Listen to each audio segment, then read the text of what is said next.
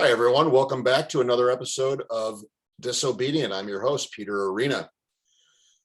With a high-tech career spanning over 25 years, today's guest, Aman Jabbi, was at the forefront of video and camera technology in Silicon Valley.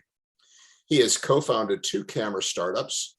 If you have a camera in your phone, stream video or movies, he played a role in it.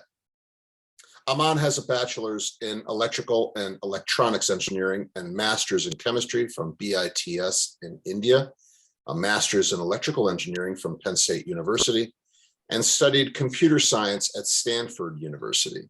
He is an avid photographer and private pilot.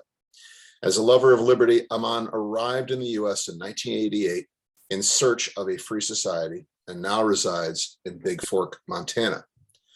I'm excited to welcome Aman to Disobedient to discuss the seemingly breakneck rate of change we are surrounded by, immersed in, as the world races toward what is variously referred to as the Fourth Industrial Revolution, the Great Reset, digital technocracy, the singularity, et cetera, et cetera. We're fortunate enough to have him run through with us today a PowerPoint presentation that he has created that helps shed light on this complex and daunting subject of digital surveillance and big data. Aman Jabbi, welcome to Disobedient. Thanks, Peter, for having me. I appreciate it. Yeah, thanks for coming on. Yeah, we've been looking forward to this, and I think this is going to be great. I know you were recently on a mutual friends podcast, Cindy Niles from way down under. She had you on, and you guys discussed the same presentation over the course of your conversation with her. And so we're going to try and basically recreate that and afford you an opportunity to run through that and explain to us a lot of what's going on in the world around us that people seem to not be able to get their arms around. Absolutely. Yeah, that was I think we did that presentation sometime in early May, and that was a nice long conversation. And Cindy also helped shed a lot of light from her perspective. So I think that was a very useful, presentation and video recording for both of us. Excellent. Well, let's since then, my presentation has been evolving. So even if you saw any later versions of it, today's version is going to have at least 2 or 3 more interesting slides in it. So it's an evolving presentation, and I'm fine-tuning things. So I look forward. We're glad to be your guinea pig. There you go. Well, I think we should just set right into it. I think we're going to share a screen here, and unless you wanted to talk about anything else prior to that. No, I'm good. Okay.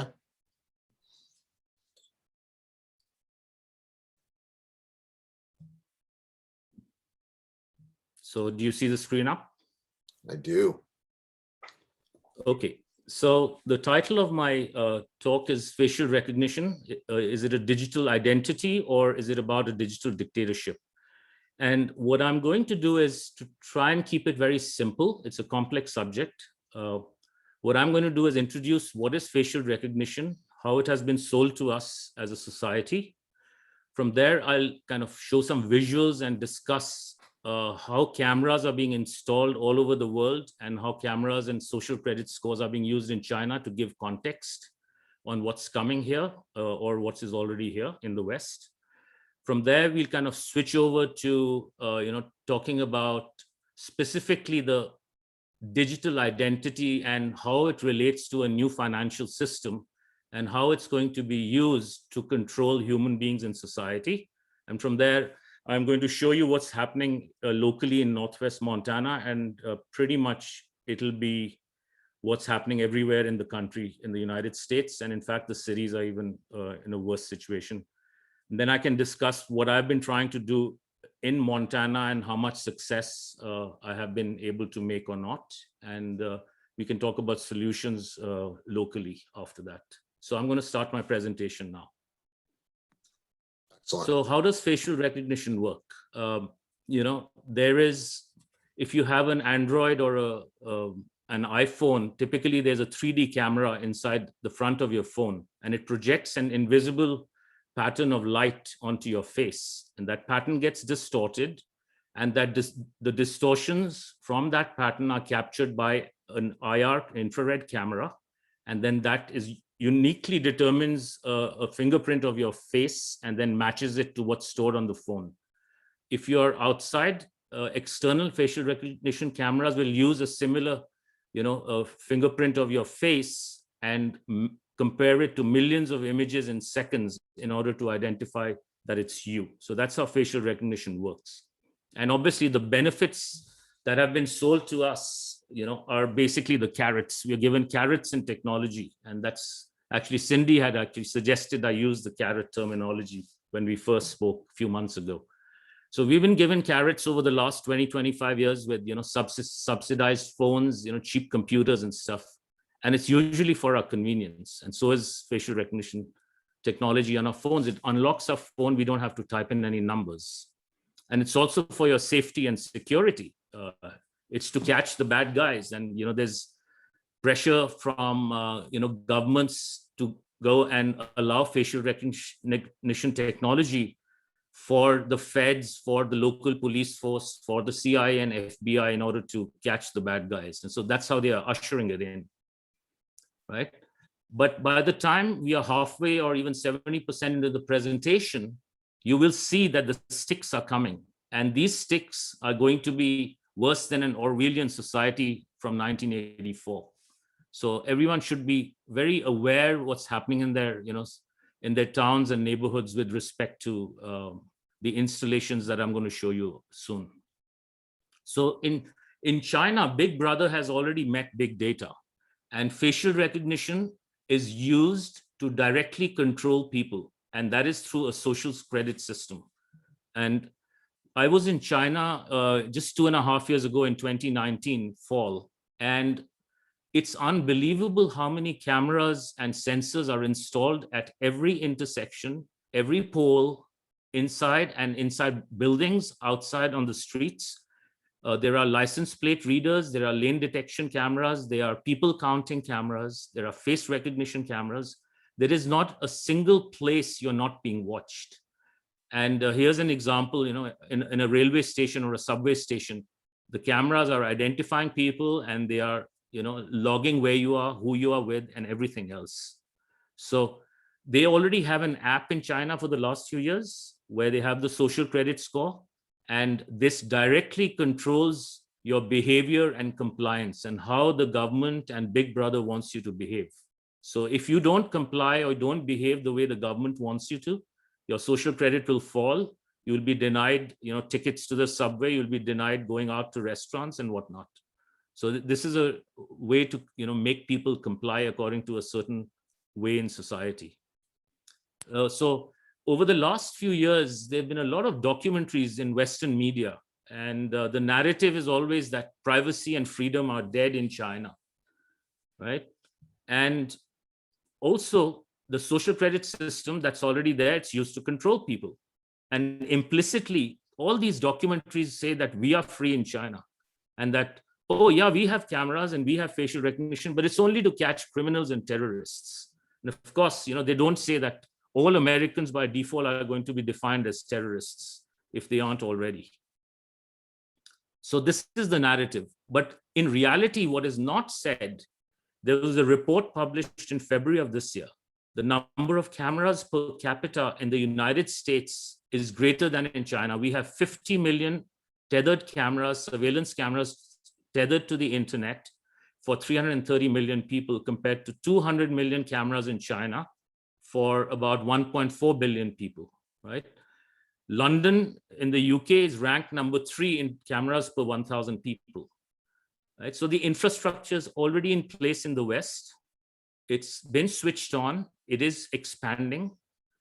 And as of 2025, $2 trillion would have been spent in cameras, sensors, and smart city surveillance infrastructure by 2025.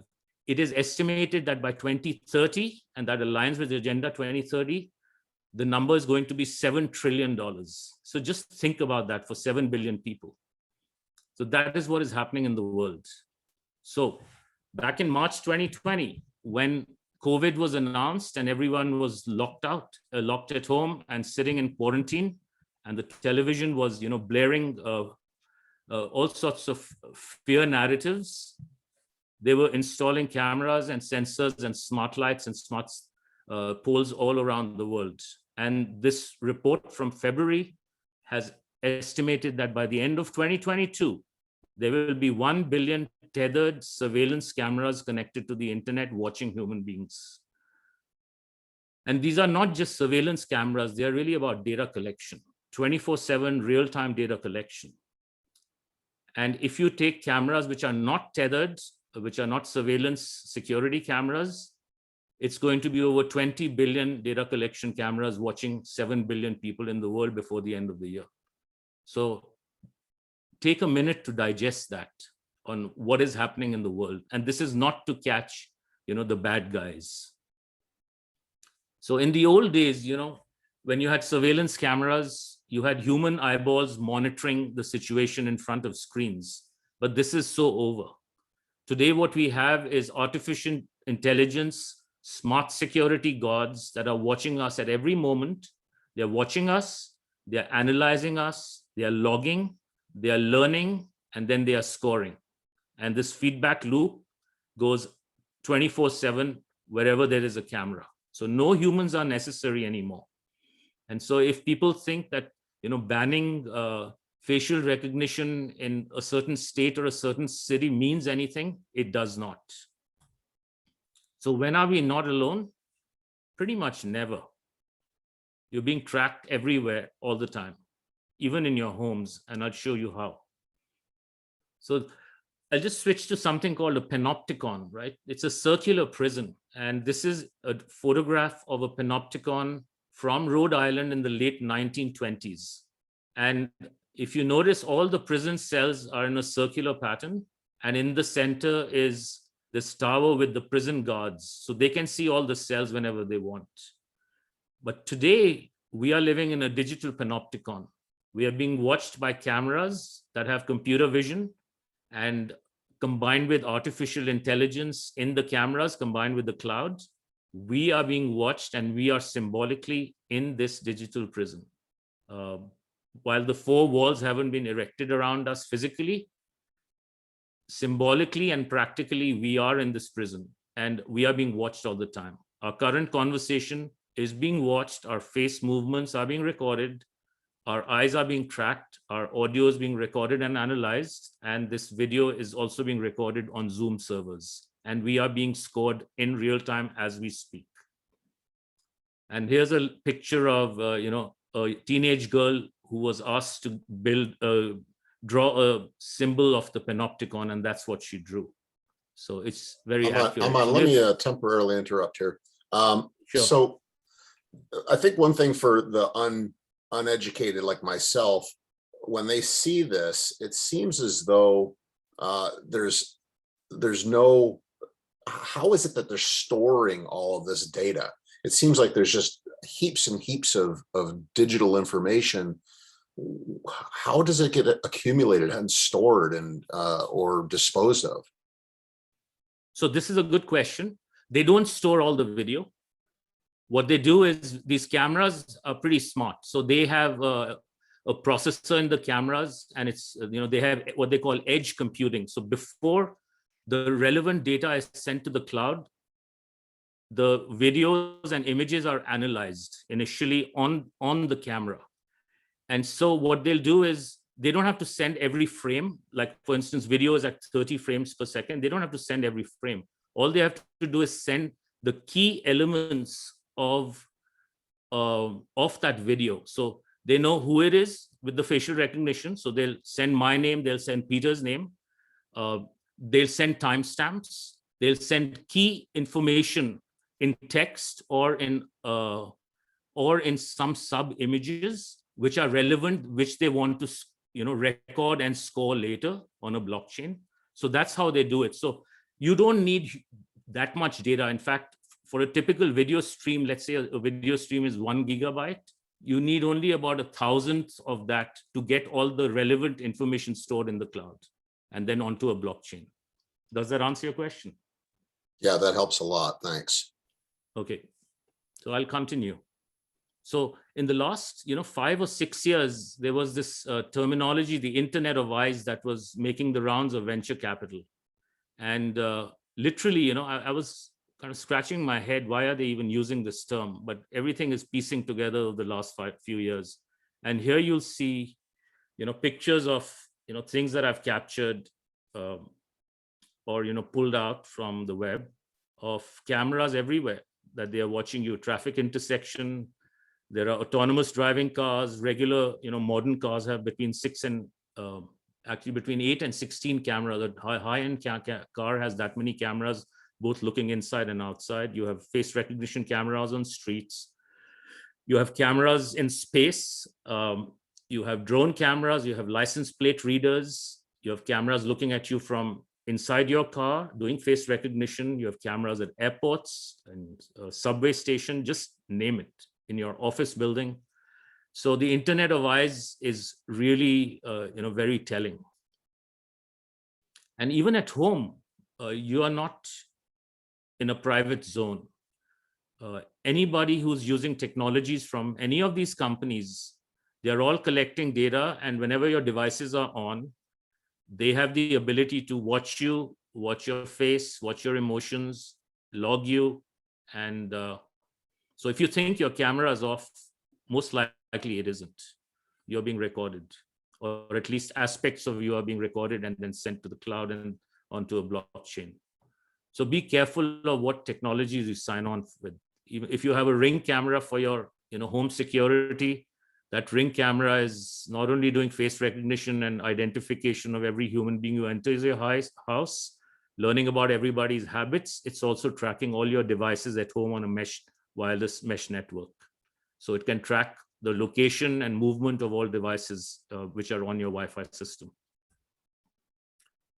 And I'm going to make a slight switch to these smart lights and the smart city grid. People must have noticed that these LED lights and these poles are coming up all around the world. Even in Northwest Montana, it's on hyperdrive in the last 6 to 8 months. And I live in a place which is surrounded by mountains and forests, and the closest town is 30 minutes away, and they have hundreds and hundreds of these lights, and it's in a beautiful valley surrounded by mountains. 2 years ago when I came here, there was nothing. We had really beautiful dark nights in the valley, right? So these are basically what are known as smart poles and smart lights. These are part of the smart city infrastructure. They are all wirelessly communicating with each other and to other wireless devices near you. They are host to all sorts of sensors, noise sensors, cameras. They will have loudspeakers to give instructions. They will eventually have LED screens to give people instructions. Some of these lights on top are drone chargers. So they're drone charging stations. So that, in the future, we are going to have aerial police with drones, which will keep getting charged every 30 to 45 minutes on top of these street lights. And we are going to be watched with drone cameras also. So these are not just lights for environmental purposes. They are being sold to the whole world and to cities and municipalities that it's for energy conservation, because LED lights typically have 40 to 60% less, consume less energy than their alternatives, which are HID or high power, low power. So these sodium lamps. Low pressure and high pressure sodium lamps. And if you look at this is a town I just drove last weekend. It's a population of 2,000 people, and I counted over 100 lights within a mile. This is the kind of, and so people need to ask a question: why are they putting this up? Because 6 months ago, there was 0 lights. So 0 lights means there was no energy consumed by any street lights, and now they've put hundreds of lights to reduce 50% energy, compared to these sodium lights. So one has to really ask questions on why they're doing this. And Then I started digging deeper into these LED lights, and I noticed that I think it was Department of Defense or DARPA. They had funded a project back in 2007. It's a company called Optical Systems, OSI, I think it was called, Optical Systems Innovation or something. And they were funded to build this LED capacitator. They're also known as puke rays or puke guns. So what they do is that they can beam, certain frequencies of light with high intensity at people. And by the time your eyes even adjust or focus on that light, they'll change the frequencies, and they can do this rapidly, thousands of times a second. And this will cause intracranial damage. It can cause spinal damage. It can obviously blind you, make you vomit, and make you sick. So these are really weapons. The picture on the right is some people from Canada sent me this picture that they're already going up in cities in Canada. So one has to be really careful on accepting these LED streetlights and raise awareness around you what's coming. They're basically installing weapons around every city, every town, every country in the world.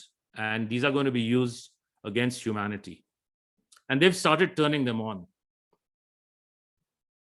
So I've kind of talked about, the surveillance infrastructure, what is face recognition, talked a little bit about the street lights. Now I'm going to talk about the digital identity, and you'll start seeing how this digital identity ties into the whole thing and also to other events that are taking place in the world.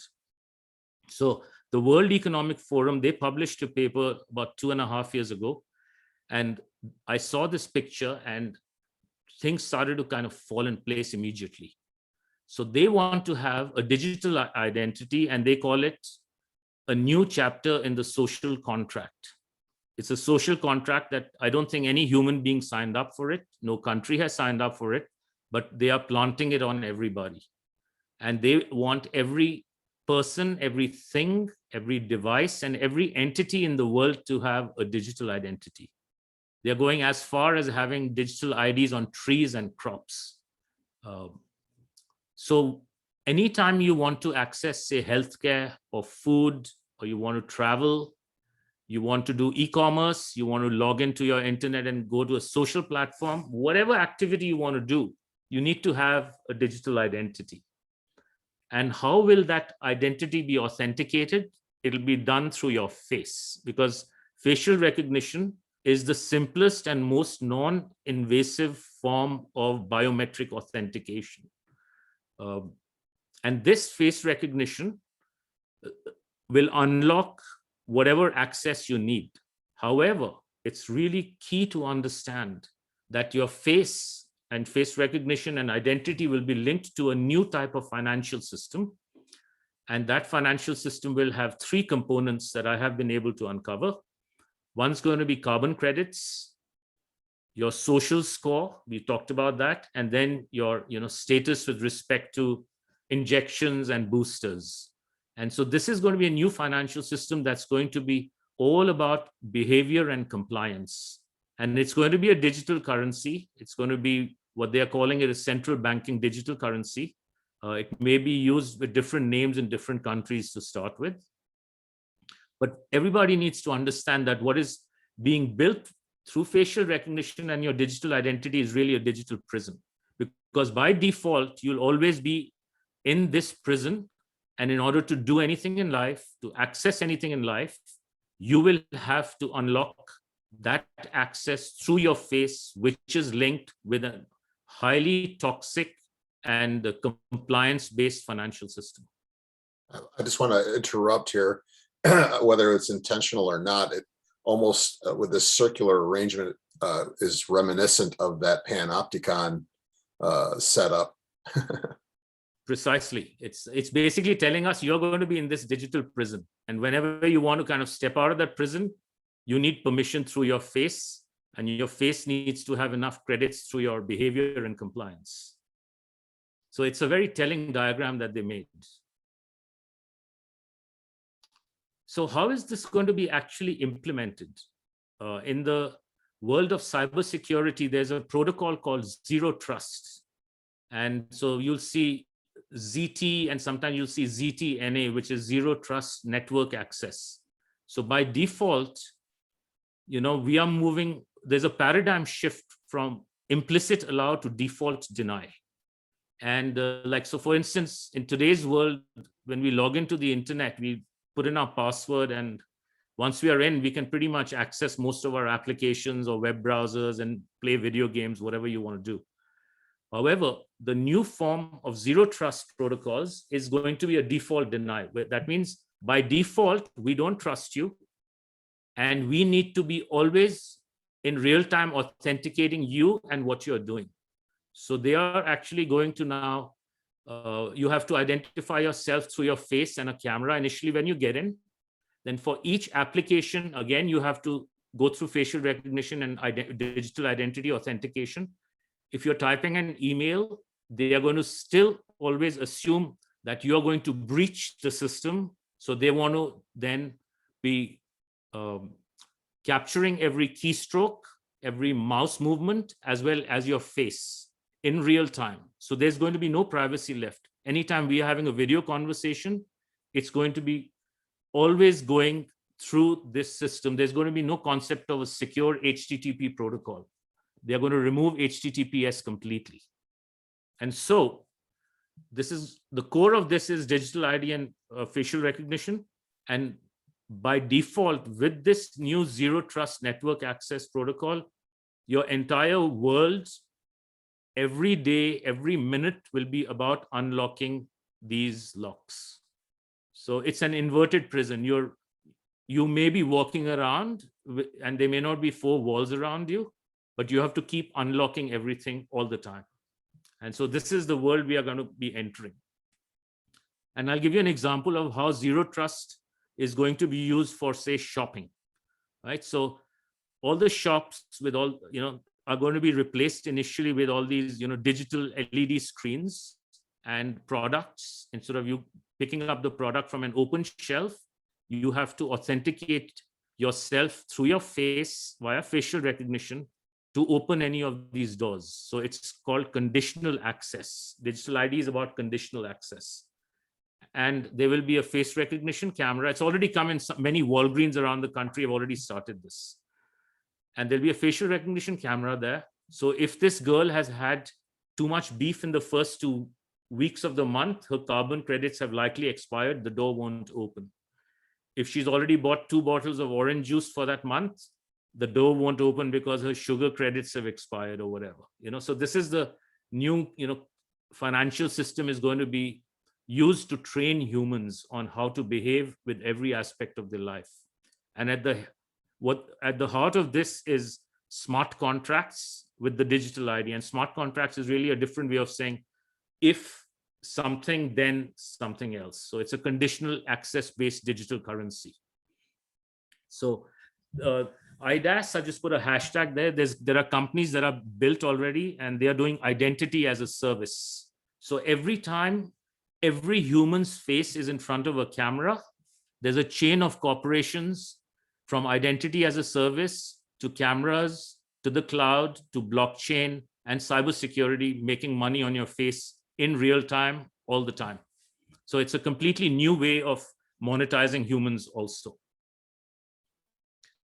And one of the things this digital ID will do is a concept called geofencing. So geofencing is really, think of it as an invisible fence or an invisible perimeter built around a human or around a drone, around a robot, beyond which one is not allowed access.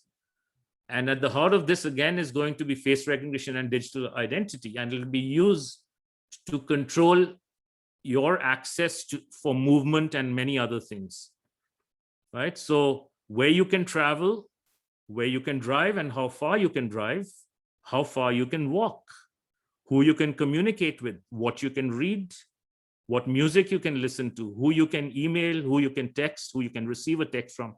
Everything is going to be geofenced based on your face, your digital identity, and therefore your compliance and behavior through the CBDCs, central banking digital currency. And I was thinking to myself, how are they going to geofence us walking around? And My belief is, and I'm digging deeper and deeper, but my belief is it's through the weaponized LED lights and our smart cities, because they'll be able to control when they can, literally zap you with the electromagnetic frequencies, either through microwave towers or through the LEDs. I'm working, pretty hard on the side to dig deeper into these LED streetlights and what all capabilities they have and what projects have been done over the last 25 years to weaponize them. I've found some information, but I hope to have something before the end of July to make a live presentation. So security and privacy and safety is the Trojan horse, and digital identity is inside the Trojan horse, and that's going to be used to control humanity and full compliance. In schools, they have a system called social and emotional learning, which they've introduced a few years ago everywhere in the United States and possibly across the world. And there's a concept that they want to basically own the kids from cradle to career. And again, digital ID and face recognition is a core piece of this, because they are installing cameras everywhere in schools. There are cameras at home, obviously. And so the artificial intelligence algorithm is always looking at the face of children and analyzing it. They do emotion recognition, facial recognition, gait recognition. That's the stance.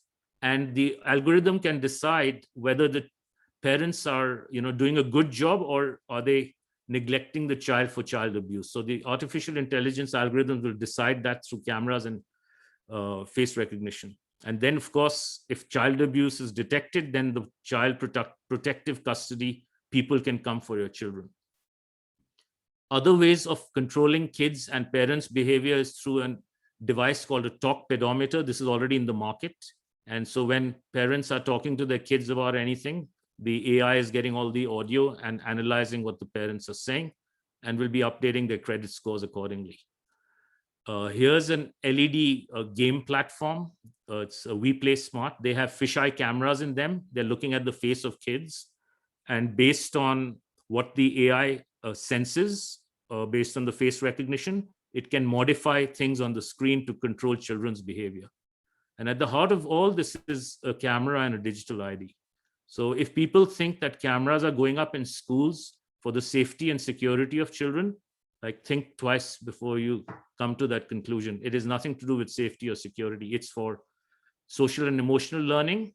It's to control the behavior of kids, and it's also to monetize behavior of kids. So how are they going to use, sell, and securitize futures markets? There's a concept called human capital index, where the World Economic Forum papers, they have explicitly said humans have very high value. What all can we do to extract value from humans and also from children?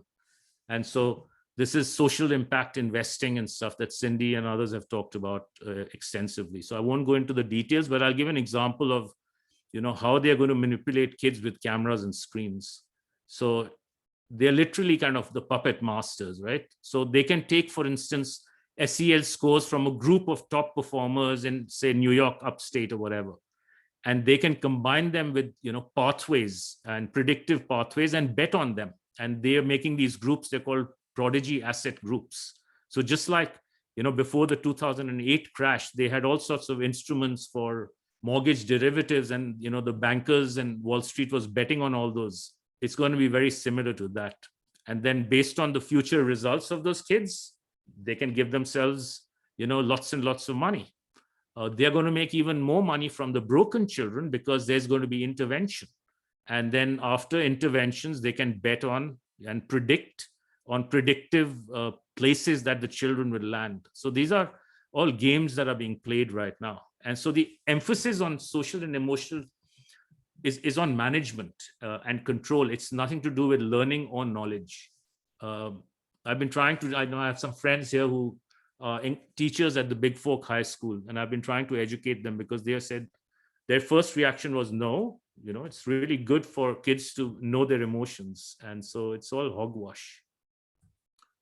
And in April, there was an announcement that the World Economic Forum and United Nations has taken over the internet. So the global internet is now going to be governed by multi-stakeholders. And this came on the United States Department of State website. So the future of the internet is going to be by the same people who are doing all this right now. And so it's going to be a zero trust world. And if you don't sign on to the new digital system, to the new central banking digital system, if you don't take your injections, if you don't want carbon credit system, you will not be able to log into the internet in a few quarters from now. I don't know how far this is, but my guess is it's no more than 2 years away. And at the heart of this, again, is going to be your digital identity. All right. So I'll just switch here what's happening in Montana. It's probably the same that's happening in New York, Peter. Cameras and traffic are at traffic intersections. They are being put up in the name of security, as well as they are making the magnetic loops. There are these magnetic loop sensors which usually change the lights. And what they're doing is they're making them fail and then giving free money to Department of Transportation in Montana, saying, hey, we'll put up free cameras for you. So let's use cameras for changing the lights now. Cameras in retails, hospitals, everywhere, and parking lots. There are smart city lights going up on all the major intersections and freeways. There's a study for facial recognition technology in Montana that's been going on now for almost a year. And I've been trying to educate, the Montana state legislators. I've given this presentation to them a few weeks ago, and I've let them know that banning facial recognition technology in Montana is not going to do any good, because it's not going to be done by Montana government or Montana, servers. It's all going to be done in the cloud by Amazon and Google and other, tech companies. So it's a meaningless thing. It's a red herring. So if people feel a sense of satisfaction or safety when these things are going on, be careful. It's really the cameras that need to be, undone. Well, I don't want to interrupt too much here, because this is, first of all, this is incredibly daunting. So I'm going to pray that you've got some solutions towards the end here. I have solutions. I have solutions. Okay, but, so we'll talk about that in a bit. Yeah, we'll talk about. But, yeah, go ahead. But with regards to this local government application of these sorts of technologies, this is reckoning back to our earlier episode of Disobedient, when we were talking to Reese Perry and her struggles with her local government and her school district specifically, and the fact that her little teeny rural school district is being showered with millions and millions of dollars that are coming through this COVID relief fund. Mm-hmm. But it has all of these strings attached. And that's so, right. These local governments are starved, and then they're beneficently endowed with millions of dollars from these government funds that effectively have them marching in step with whatever directives. Otherwise, the money gets cut off. That's right. It's basically bribes coming to all the state and local municipalities. And they take the money, and in exchange, they give up all the ownership of the land and their state and local city rights to the feds. So the money is being printed by the central bankers. It's coming to local governments and state governments who are giving up their rights. And as a result of which, when you go and talk to county commissioners or city councilmen or governors or whoever else, they don't have the power, because they've just given up all their power. And so they don't represent the people anymore. In fact, I was in a previous presentation 10 days ago, I made the comment that I don't believe that in any part of the world today we have representative government. Certainly not at a federal level, but not even at a state or local level. Well, and then this again ties into yet another earlier episode. We had Nancy Orticelli, who was on chatting with us about her efforts locally to effectively obey the Constitution. And she's part of this larger movement of folks that call themselves state nationals. And basically this effort, this desire to return to the basic principles where we are effectively a confederacy of nation states who have this little appendix of a federal government that serves a very restricted role originally, that has now become this cancerous growth that is now taken over all of the states, and through this sort of bribery and control of the state governments all the way down to these county and municipal levels, is now has them on the government teat, doing whatever its bidding is. That is correct. In fact, it's interesting you bring that up, because just a little less than a month ago, I became a US national and gave up my US citizenship. Wow, awesome. I've started down that process, but I'll be very interested to hear some of your wisdom on how to move forward with it, because I'm personally interested in doing so myself. I got actively involved in studying this and educating myself over the last 10 months or so. And then the aha moment happened about a month ago, and then I immediately took appropriate action. So after the presentation, we can turn off the recording, and I can, give you like interesting pieces of my journey, as well as, how you can proceed to educate yourself. I look forward to it. I'm actually trying desperately to get someone who is representative of this movement to come onto the show, and have not met with much success. So I'm going to keep at that. I can point you to a few people. I don't know if they'll be willing to come on publicly, because this is. Yeah, I think that's part of the problem. Yeah. Is they want to stay under the radar. It's more of an underground move. It's an underground movement. Yeah. It's more of an underground movement. Yeah.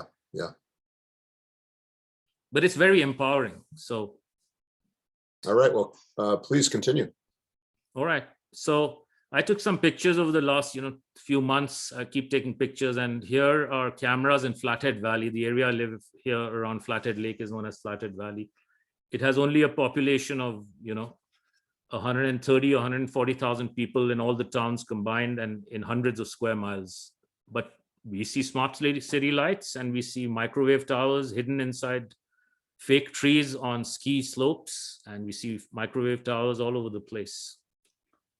In the retail stores, somebody told me about cameras in Walmart, and I went in, and sure enough, there are cameras at every checkout counter.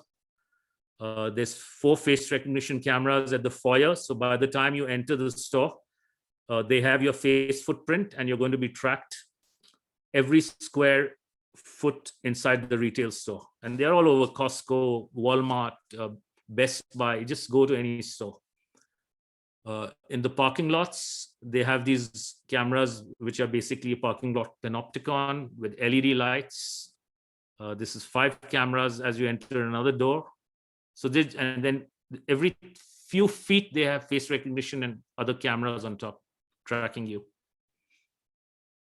There's a company called Clearview AI that is pushing hard with all the state law enforcement companies, along with the feds, for being a facial recognition as a service company.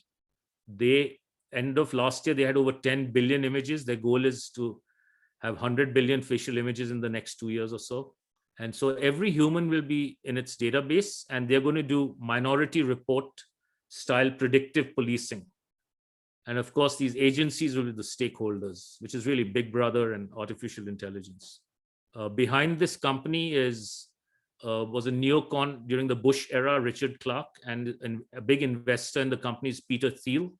Peter Thiel is also, founder and investor in Palantir, which is a predictive policing software company that's went live a few years ago in New Orleans, and recently went live in Santa Clara County in California. So other companies like ID.me, people must have heard of. They are also doing a public-private partnership, trying to work with state governments for benefits and healthcare. So their slogan is "No identity left behind." So you can connect the dots as to who all are driving this agenda. And so they want to have secure digital identity for everybody. And it's in the name of equity and diversity and inclusivity. But really what they're trying to do is usher in the digital ID for people who have state benefits, whether it's unemployment or healthcare through the state or social security. So you'll need not only your password, but you'll need your driver's license photographs or your passports. And then you have to take a video selfie, and a combination of all this will unlock your benefits. And this is how they're going to get certain class of people through the digital identity. So everyone needs to be aware that once you accept a digital identity, it's game over for human civilization. And the core of this is going to be your face and face recognition cameras. So we must say no as a society. And oh, sorry, this one is just got duplicated.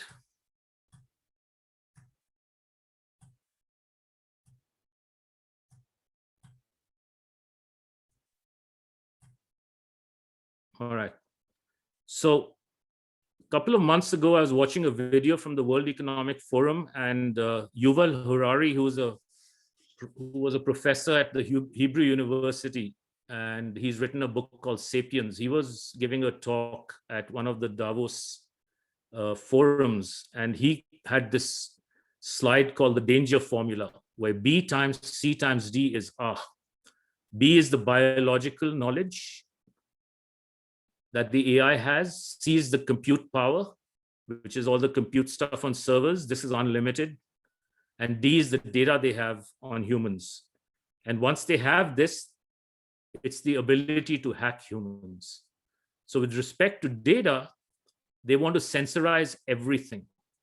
So they want to have sensors through cameras and all other sensors that are collecting data on humans. And biological knowledge they're getting through your smartwatches. They're getting some through cameras based on how you walk. They're getting some biological knowledge through your DNA. For all the people who had PCR tests, it was a DNA collection effort. It had nothing to do with testing for a virus. And so when people understand this, you have to know that the more data you give the AI, the more it'll be able to manipulate you and downstream ability to hack humans. So artificial intelligence is the beast. We have no control. It's gone too far ahead, right? Artificial algorithms running in the cloud, we have no control over that. And the beast needs food. Data is the food, and data conduit for that AI is the sensors, the cameras, the smart city infrastructure, microwave towers, 5G phones, and cameras in automobiles and LiDARs in automobiles. So the only way to deal with this and starve the beast is to try and minimize the data, which means eliminate the data conduit. Because the data is not going away. Human beings will still be active and doing things in life. So there is data. We need to find ways to minimize the data collection by AI. And so that's the only way to deal with the situation. Right? So in summary, cameras are used to take a picture of your face, which is face recognition. It directly relates to your digital identity, which is linked to a new financial system, which is about compliance. And once you have that digital ID, we as a human civilization will be in permanent lockdown mode, because we'll be in this paradigm of zero trust. And we'll have to take permission for everything we do all the time. So if you think you're going to be free a few quarters downstream, think again. So the call to action that I have here is obviously say no to facial recognition cameras and say no to the digital ID. And look up and observe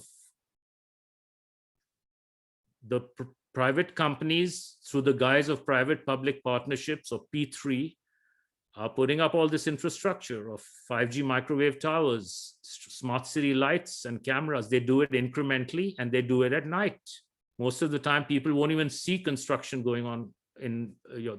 And once you observe this, share this around with people. Let everyone know. Raise awareness.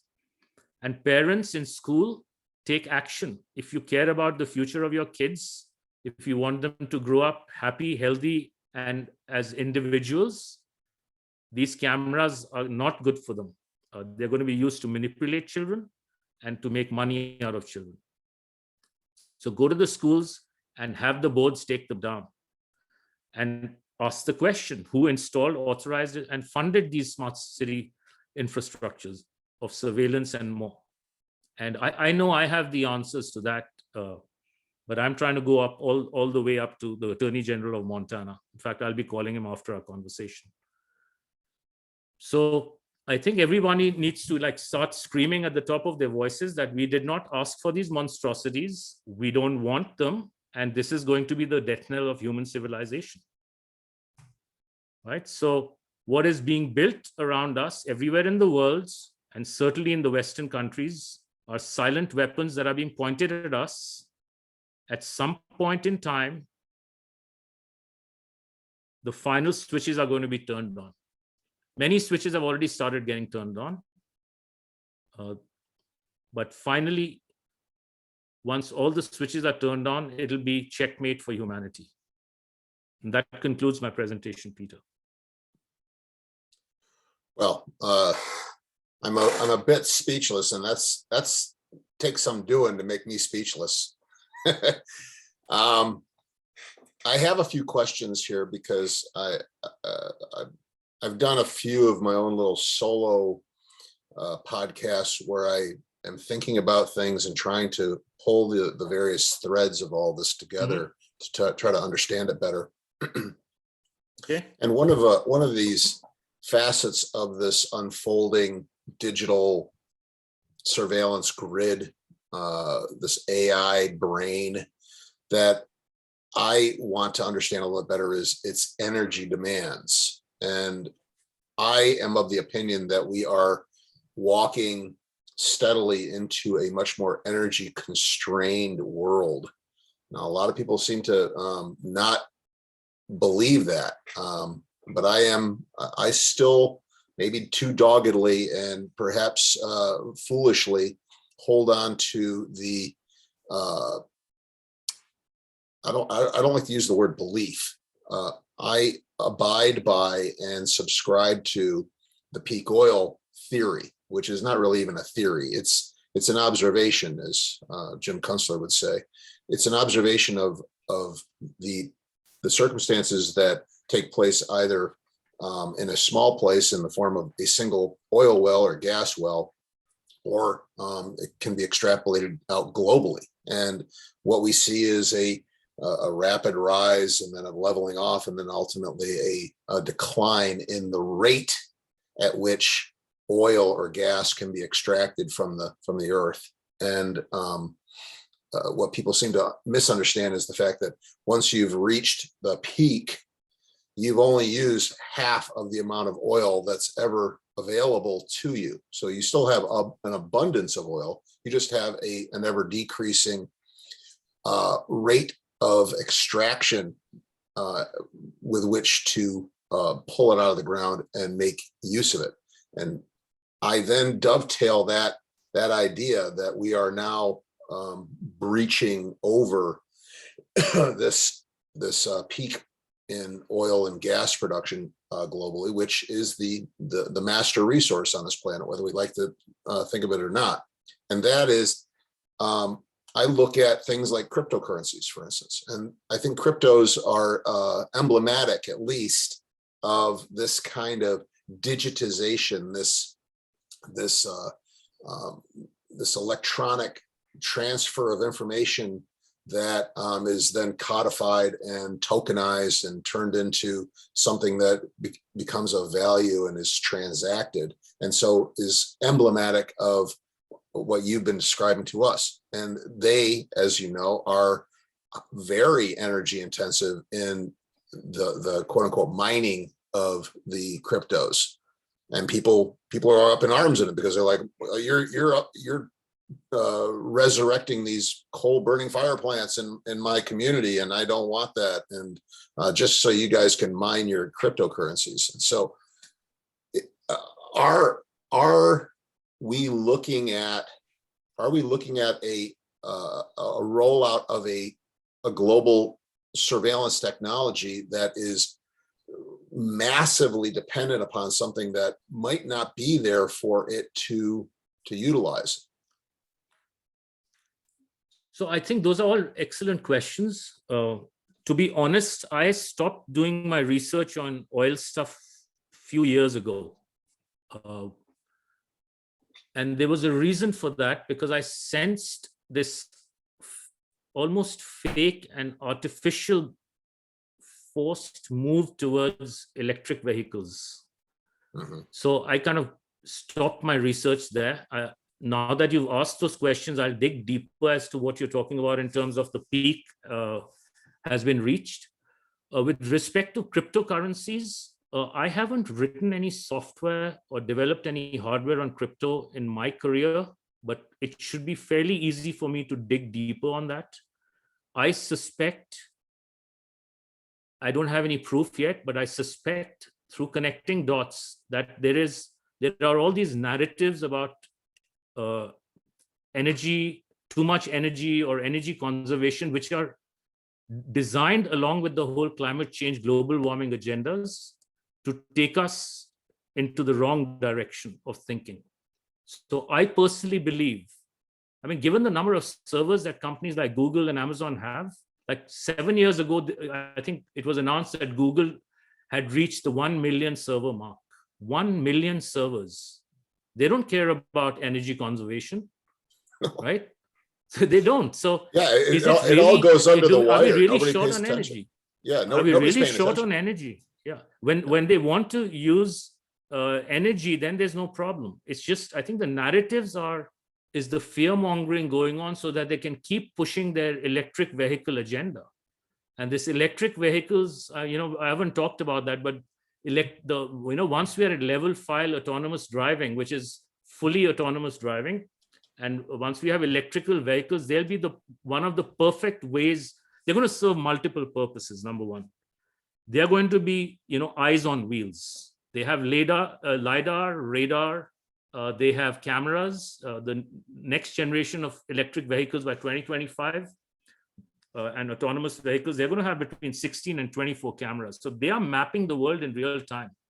Mm-hmm. So they are going to aid in the smart city infrastructure in terms of real-time mapping and surveillance. Right? They are also going to be used for geofencing on how far you can travel, because and then the car may not even open if you haven't signed on to the digital identity and you don't have enough credits.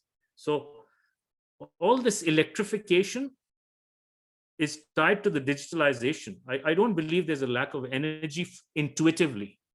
I need to dig deeper now that you've asked the question.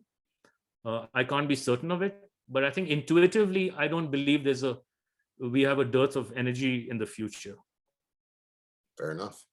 Well, the whole peak oil subject seemed to just evaporate.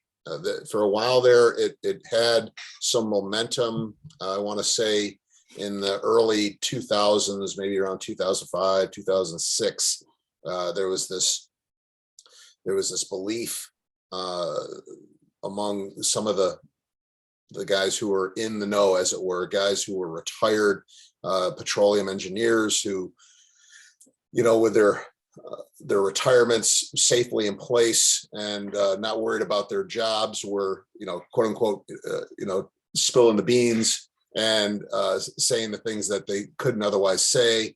And so we're basically saying, yeah, we've reached the peak of conventional oil globally. And now what do we see? We see this fluorescence of non-conventional oil and gas resources taking the place of the typical light sweet crude.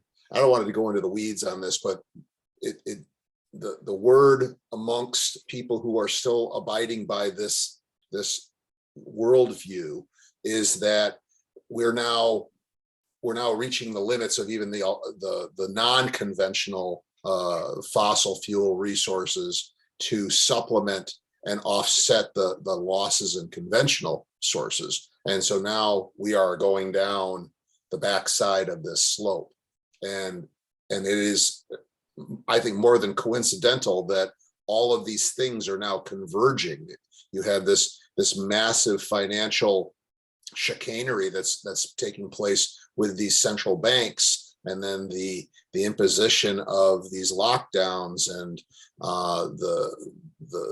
the coalescence of all sorts of media and governments and corporations, and everybody's working in lockstep with one another. And is it a coincidence? I don't know. I'm trying to build this synthesis of a worldview for myself so that I can talk to other people intelligently about it. What you've done here, by the way, is profound. I'm going to be banging away at promoting this podcast today and getting as many human beings' eyeballs on it as I possibly can. And I think this is really, really powerful stuff you've got. I wanted to ask another question, and that came up, and that is, humans are pretty good at thwarting. It's almost kind of like say again, your voice broke up. I'm sorry. Can you repeat, please? Yeah, humans are very good at thwarting the efforts of the powers that be in this kind of guerrilla warfare type of strategy. And so, are there ways that people can avoid and work around and the facial recognition?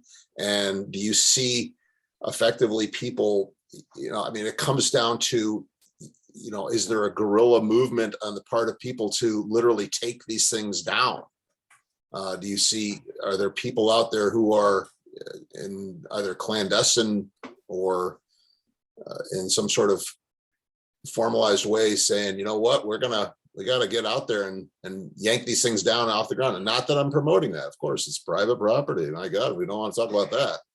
But that's what it seems like is the next step, is people start, they start tearing, I understand your down. question. I understand your question. So it's a multi-part question. I think the first part you said is, whether humans are good enough at thwarting these kinds of movements that are being done to them and are, designed to enslave them. I say they have been good at it, but given the way the world has been for the last few decades, the World War has started, right? The Third World War. It's an information war. And most of the world is still watching television and, buying into the narratives that are being thrown at them. And so we as a civilization are losing badly in terms of numbers.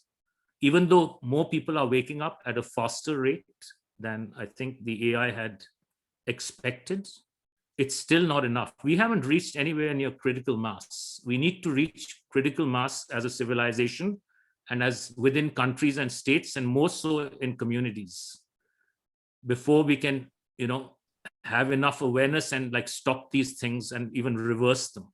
I'd say that's number one. So it's an information war. And the other aspect of this information war started decades ago. And I believe that especially Western societies, and now I'd say most of the world, has been neutered in terms of courage, in terms of independent thinking, through the onslaught of violence in video games, in television, and movies. And most of these violent films and movies on television, they have the big force of government in them, whether you watch 24 or you watch Tom Cruise films or whatever. And so I don't believe government is that powerful, but through movies and through TV, people have been subdued. And I don't see the courage in human beings today. Yeah, well, I think a lot of people are scared. There's no doubt about it. They have been trained to be afraid.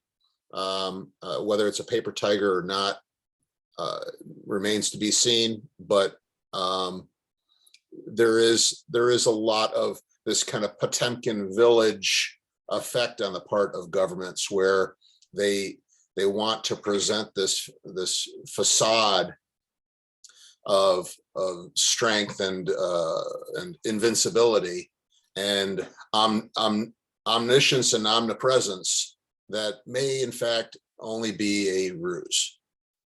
That's right. So and we are powerful, right? We can just say no, we don't want it.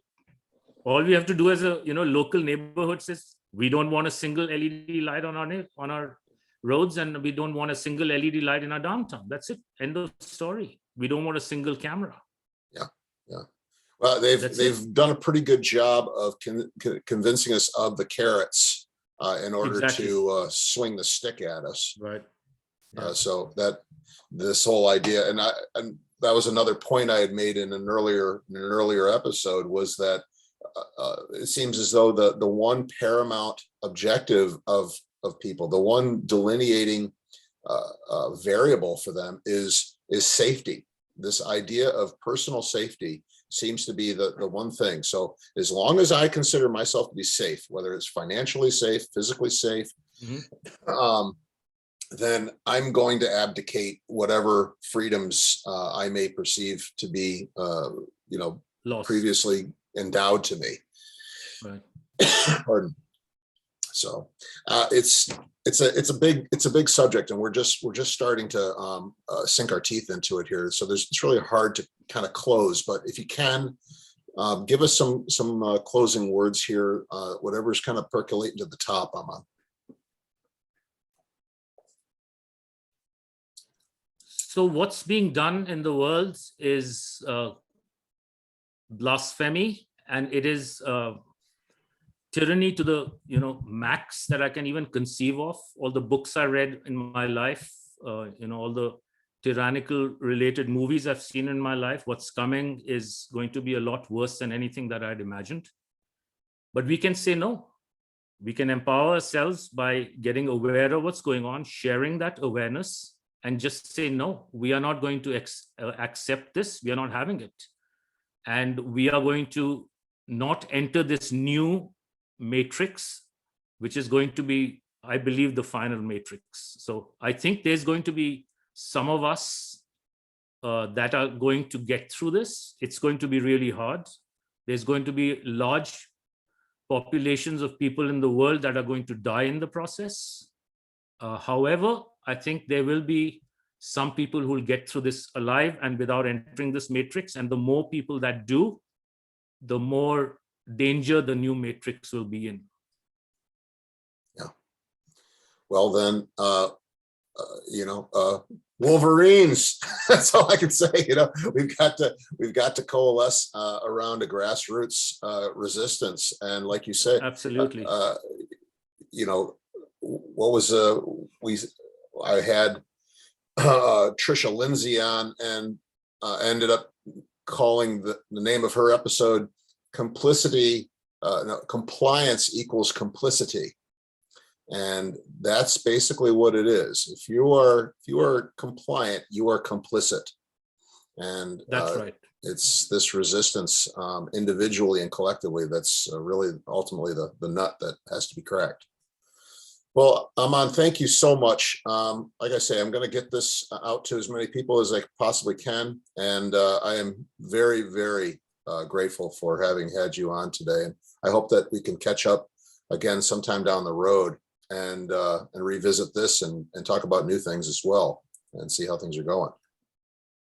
Absolutely. Thank you for your time. Okay. Have a great day. Thank you again. Bye-bye. Bye-bye.